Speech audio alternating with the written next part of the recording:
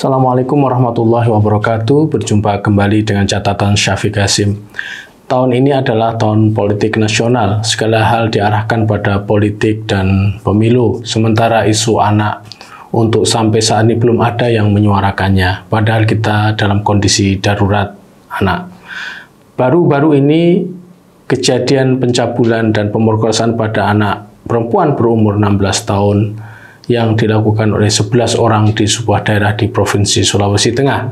Ini hal yang sungguh menyedihkan bagi kita semua. 11 orang yang melakukan tindak kekerasan seksual pada anak ini terdiri dari guru sekolah dasar, petani, kepala desa, wira swasta, pengangguran, termasuk seorang anggota BRIMOB. Jika melihat kejadian ini betapa rentannya anak-anak perempuan kita dari ancaman para pemerkosa, bahkan di sana melibatkan orang-orang yang seharusnya memberikan perlindungan dan pemenuhan hak-hak anak perempuan.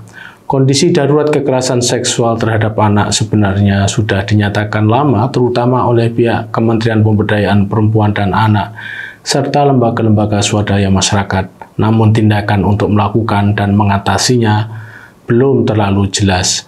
Paling tidak pembicaraan masalah kekerasan seksual terhadap anak sebagai kegentingan nasional. Mereka yang berbicara masalah kekerasan seksual masih sangat terbatas. Pada Januari 2002 lalu, KPPA mengatakan jika kita, Indonesia, berada dalam situasi darurat tindakan kekerasan seksual pada anak. Pada Januari 2022 itu, kekerasan seksual pada anak mencapai angka 9.588, di mana angka ini lebih tinggi 4.162 dari tahun sebelumnya. Mungkin kekerasan seksual pada anak perempuan bukan hal yang menarik bagi para politisi dan pemimpin kita untuk menjadikannya sebagai public discussion menjelang pemilu 2024.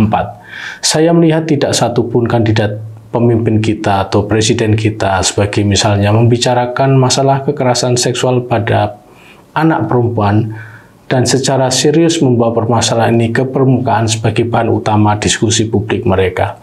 Saya tidak tahu persis mengapa hal ini terjadi, namun hal yang paling gampang untuk menduga adalah memang mereka nampaknya belum concern bahwa isu kekerasan seksual pada anak perempuan sebagai hal yang penting di dalam urusan politik di negeri ini. Padahal kita semua tahu bahwa anak adalah masa depan kita semua. Jika anak, terutama anak perempuan kita, mengalami permasalahan berat dan traumatik dan sering tidak tertangani secara serius oleh mereka yang memiliki otoritas untuk menyelesaikannya, maka hal itu akan berdampak mentalitas anak kita sebagai penerus masa depan negara kita. Sudah barang tentu mereka yang menanggung beban berat bukan hanya anak yang mengalami tindakan kekerasan seksual secara langsung, namun juga anak-anak perempuan lain yang menyaksikan dan mendengar lewat media hal itu terjadi pada teman-teman mereka. Di mana-mana, terutama di negeri maju, perhatian terhadap well-being anak, terutama anak perempuan yang rentan dari tindak kekerasan seksual itu menjadi salah satu perhatian utama dari para politisi mereka. Para politisi di Amerika, Kanada, Belanda, Jerman, Jepang, negara-negara Eropa, dan negara maju lainnya menganggap bahwa isu anak, terutama yang terkait dengan sexual violence pada mereka, selalu menjadi bahan perbincangan dalam kampanye-kampanye politik mereka. Mengapa demikian? Karena tadi well-being anak secara keseluruhan dan anak perempuan secara khusus itu membutuhkan tindakan nyata dan dukungan dari berbagai pihak, negara, non-negara, dan masyarakat internasional. Bahkan jika bicara proteksi anak, maka apapun latar belakang politik mereka, maka mereka berada dalam barisan pendukung anak. Anak-anak dan hak-hak dasar mereka adalah hak universal. Terus terang saya ingin katakan di sini bahwa para politisi dan pemimpin utama kita, baik mereka yang berada di DPR, partai politik, pemerintahan, belum banyak yang menanggapi persoalan sexual violence atau harassment yang menimpa pada anak-anak perempuan kita. Saya tidak tahu mengapa itu terjadi, apakah isu semacam ini tidak terlalu penting, atau karena soal anak mungkin tidak mampu meningkatkan elektabilitas mereka. Saya juga belum mendengar secara persis bagaimana para calon presiden kita pada pemilu 2024 nanti yang sudah memulai membicarakan tentang sexual violence dan harassment pada anak-anak perempuan kita.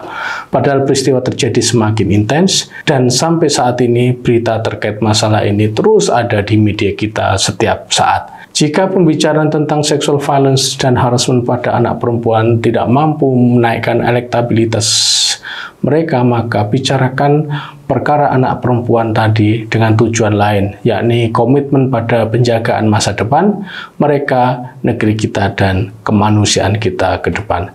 Bagi para politisi, masalah ini mungkin klise, tapi pada siapa pembicaraan masalah anak kita ini kita serahkan?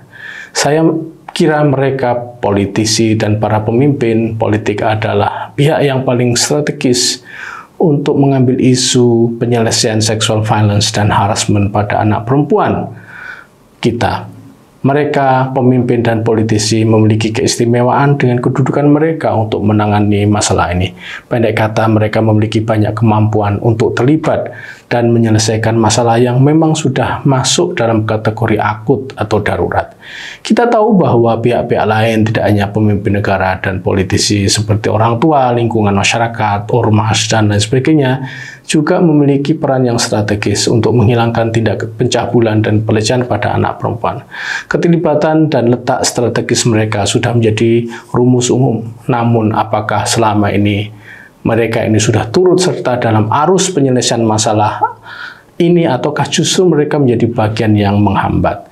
Jika kita semua tidak menangani masalah kekerasan seksual pada anak perempuan kita sebagai keprihatinan kita semua, atau kita tidak mampu menyuarakannya pada para pimpinan kita, maka kita pasti akan menjadi negara yang tertinggal. Masalah ini sudah menjadi perhatian dunia. Lembaga seperti PBB, LSM internasional sudah lama menjadikan masalah kekerasan seksual dan harassment pada anak perempuan sebagai agenda utama mereka. Konvensi-konvensi tentang masalah ini sudah mereka sepakati. Mereka juga mendorong semua negara untuk aktif melakukan pemberantasan tindakan kekerasan dan pelecehan seksual pada anak perempuan. Secara nasional kita juga sudah memiliki Undang-Undang PPKS, Undang-Undang Tindak Pidana Kekerasan Seksual, namun mestinya kita tidak cukup pada titik ini saja. Memiliki undang-undang, namun tidak menegakkannya adalah hal yang paling lemah bagi kita. Sebagai catatan, masalah darurat kekerasan seksual pada anak perempuan adalah sangat penting. Seharusnya masalah ini menjadi pembicaraan para pemimpin politik kita sebagai keprihatinan bersama mereka. Kita menunggu para calon pimpinan kita menyentuh dan menjadikan masalah ini sebagai agenda politik utama mereka. Demikian, wassalamualaikum warahmatullahi wabarakatuh.